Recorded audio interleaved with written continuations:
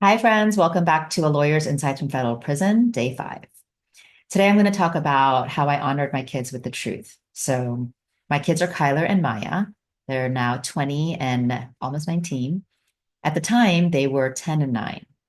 And one of the things that their dad, Eric, and I were really intent on was honoring them with the truth. So, it was so important for us to recognize that no matter how hard this is for me and for the whole family, this was going to be incrementally that much harder for our little children. They were in fourth and fifth grade. They were going into fourth and fifth grade. And we sat them down 2 weeks after I got sentenced and we told them the truth. And the way I told them was essentially because both of them are athletes. So at the time, I basically used a metaphor of, if you mess up or you don't listen to the coach, let's say, Kylie, when you're playing football, the coach might pull you out for a set of downs. Or Maya, when you're playing soccer and you might, do something wrong, you might get a red flag, or I'm sorry, red card or a yellow card. And then maybe the coach will pull you out for a few minutes. And so I, what I said was that in real life, when you make bad decisions, there are real life consequences. And this was a really important lesson for them, just to recognize that when you do something wrong, when you have to take accountability. And so I talked to them a lot about how I took accountability, how I pled guilty. And I had 60 days to surrender after I got sentenced, which was such a gift. And I recognize that.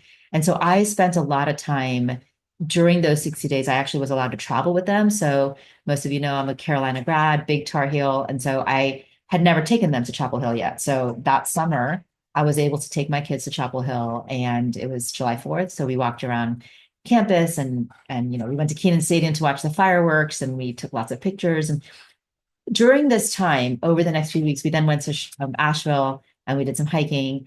And so during those days, the kids had a lot of time to process the fact that mom was leaving. And we didn't know for how long, but we knew it could be up to 10 months if I got good time credit. And so it gave the kids a chance to ask questions like, Mommy, what will you wear? Mommy, what will you eat? Mommy, will you be safe? Right? Like, because in a kid's mind, they just want to know that mom's going to be safe and come home. And so that was really important to me. And along the way, over the years since I've come home, of course, they lived all of this with me. They have grown to be such resilient kids. And I think one of the things that I've learned is that our children are so resilient. And when we empower them to learn from our choices, learn from our, good and bad decisions, they will learn with us. And, for me as their mom, they're now grown young adults making their own decisions in college, good and bad decisions, right? They're having to learn their own consequences of their decisions. I now see them sort of like emanating a lot of what they've learned over the course of this. And what a gift to me that can be a legacy that I've given my kids. So I think when we honor our kids with the truth, it allows them to grow up and become more resilient and learn the lessons that sometimes we're afraid for them to learn, but really it gives them courage and strength. So thanks a lot. Hopefully that was helpful. I think so many of us are parents and oftentimes wonder how to share hard things with our kids. And this is how I did it. I don't think there's any one right way, but this was how I did it. So hopefully that was these stories are interesting to you. Please follow, subscribe, share with your friends if you're interested.